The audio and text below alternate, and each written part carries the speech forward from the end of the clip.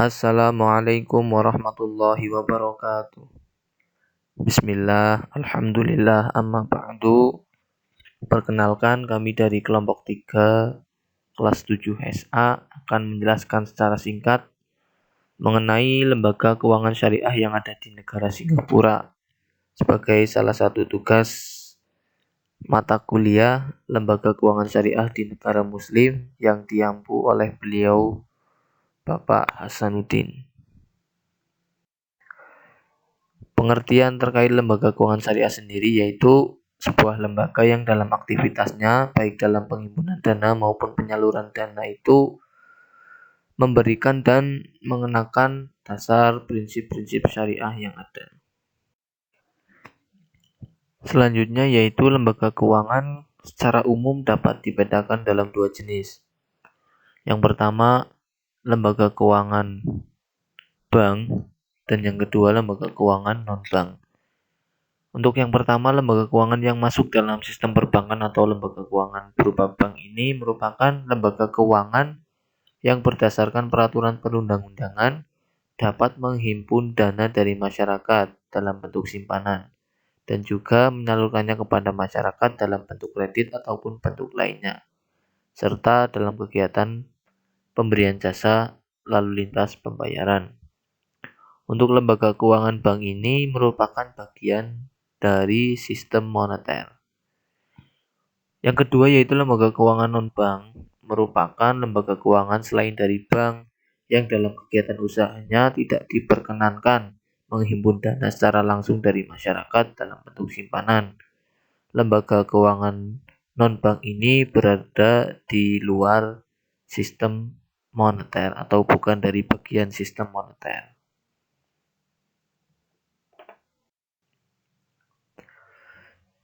Selanjutnya yaitu lembaga keuangan dalam perekonomian memiliki peran yang sangat penting berkaitan dengan peranan lembaga keuangan sendiri, yaitu diantaranya dalam mekanisme pembayaran antara pelaku-pelaku ekonomi sebagai akibat transaksi yang mereka lakukan atau transmission role, dan juga dalam pemberian fasilitas mengenai aliran modal dari pihak yang memang memiliki kelebihan dana disalurkan kepada pihak yang membutuhkan dana atau dikenal dengan intermediation role.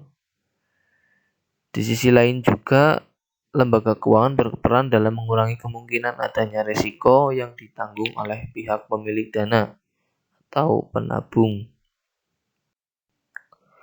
Masuk pada inti materi yaitu perkembangan lembaga keuangan syariah di Singapura. Yang pertama, diawali dengan dibukanya Islamic window pada bank-bank tertentu serta kemudahan regulasi yang diberikan oleh Monetary Authority of Singapore atau yang dikenal dengan MAS. Hal ini dibuktikan dengan didirikannya Islamic Bank of Asia pada tahun 2007 di Singapura atas persetujuan MAS dengan kemudahan proses regulasi yang diberikan oleh MAS. Bank syariah ini merupakan hasil joint venture antara Bank DPS dan investor swasta Timur Tengah. Lembaga keuangan syariah lainnya yang telah membuka kantor di Singapura diantaranya yaitu Arsapita, Al-Salam Bank Bahrain, dan Manajemen Investasi AEP. Secara umum, kerangka regulasi yang dikembangkan di Singapura terkait dengan industri perbankan dan keuangan syariah yaitu memperlakukan secara sama dengan industri perbankan dan keuangan secara umum. Kerangka regulasi yang bersifat fleksibel ini disebabkan karena jumlah penduduk muslim dan jumlah perbankan syariah yang belum dominan atau masih sedikit. Sehingga semua aktivitas bisnis perbankan di Singapura baik konvensional maupun syariah diatur oleh Undang-Undang Perbankan atau Banking Act di bawah pengawasan oleh MAS tadi. Seiring dengan perkembangan sistem keuangan syariah di Singapura, maka dibutuhkan regulasi yang mengaturnya selain dari undang-undang yang sudah ada. Momentum penting dalam pengembangan industri perbankan dan keuangan syariah di Singapura sendiri terjadi pada tahun 2010, yaitu saat MAS menerbitkan sebuah garis petunjuk atau guidelines yang diberi nama Guidelines on the Application of Banking Regulation to Islamic Banking. Diterbitkannya ini memiliki tujuan untuk menyediakan petunjuk bagi bank tentang peraturan bank syariah di Singapura sendiri, terutama kerangka petunjuk bagi lembaga keuangan yang ingin membuka produk dan jasa keuangan syariah. Secara umum, guidelines ini memberikan penjelasan tentang pendekatan yang digunakan oleh MAS terhadap perbankan syariah, terutama dari segi perizinan, regulasi, dan juga permodalan. Untuk saat ini di Singapura sendiri sudah terdapat beberapa lembaga keuangan yang memang menawarkan produk keuangan syariah, termasuk diantaranya Bank Standard Chartered, lain itu juga ada HSBC, OCBC, SIM, dan juga Maybank. Selanjutnya yaitu mengenai sistem ekonomi Islam di Singapura. Ada beberapa poin yang dibahas, yaitu yang pertama sistem dan regulasi perbankan di Singapura. Disusunnya strategi dan kebijakan untuk perbankan dan keuangan Islam itu semata-mata untuk kepentingan investor, untuk kepentingan produk, dan juga untuk kepentingan pasar. Sistem ekonomi Islam di Singapura diatur dalam bentuk undang-undang tersendiri atau terpisah dari undang-undang konvensional yang sudah ada, diikuti dengan peraturan lembaga otoritas terkait seperti Bank Sentral dan juga guidelines tentang kerangka penerapan sistem ekonomi Islam dalam lembaga keuangan syariah di Singapura. Poin selanjutnya yaitu mengenai kebijakan Monetary Authority of Singapore atau MAS. MAS merupakan otoritas jasa keuangan milik Singapura yang dibentuk pada tanggal 1 Januari 1971. Pada awalnya, MAS ini memiliki kewenangan seperti bank sentral, yaitu mengawasi bank dan juga menentukan kebijakan moneter.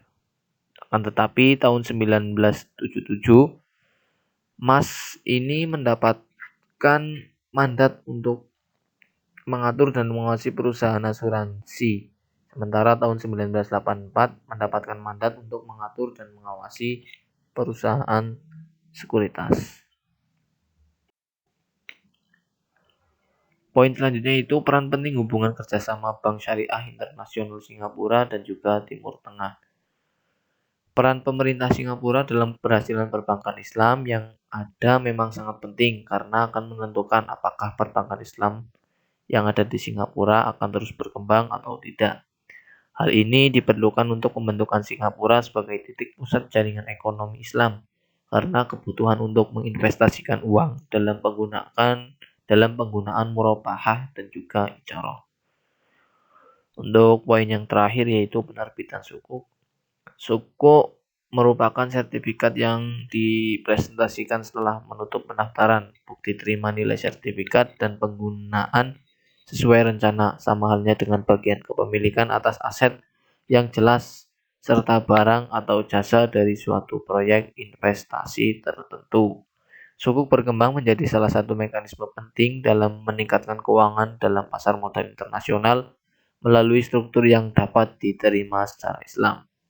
Sukuk tidak hanya memungkinkan pengembangan pasar keuangan Islam di Singapura, tetapi juga memungkinkan pemerintah untuk mengeluarkan tabungan Islam berdasarkan instrumen yang mendasarinya. Hal ini akan tersedia bagi Muslim dan non-Muslim melalui bank-bank syariah maupun konvensional yang memang memiliki bagian divisi syariah. Selanjutnya mengenai hubungan lembaga keuangan syariah antara Singapura dan Indonesia. Presiden Republik Indonesia Bapak Joko Widodo dan juga Perdana Menteri Singapura Bapak Lee Hsien Loong sepakat untuk memperkuat kerjasama keuangan antara Indonesia dengan Singapura dalam rangka mendukung stabilitas moneter dan keuangan kedua negara ini.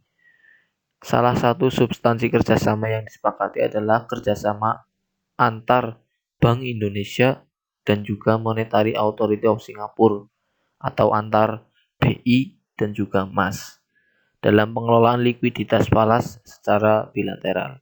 Kerjasama ini disepakati oleh kedua pimpinan negara pada 11 Oktober di Bali dalam rangkaian pertemuan tahunan IMF Bank Dunia tahun 2018.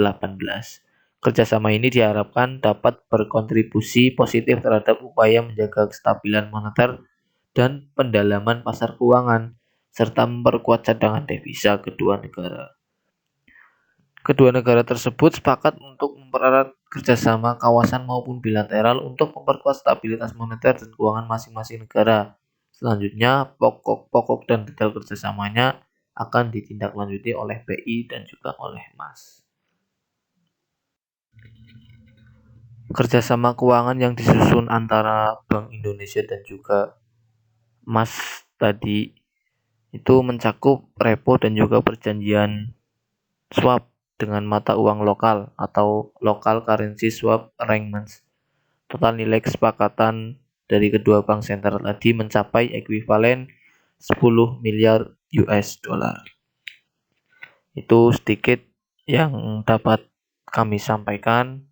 Mudah-mudahan bermanfaat. Apabila ada kesalahan dan kekurangan, kami mohon maaf yang setulus-tulusnya. Sekian, wallahul muwaffiq ila aqwamit thoriq. Wassalamualaikum warahmatullahi wabarakatuh.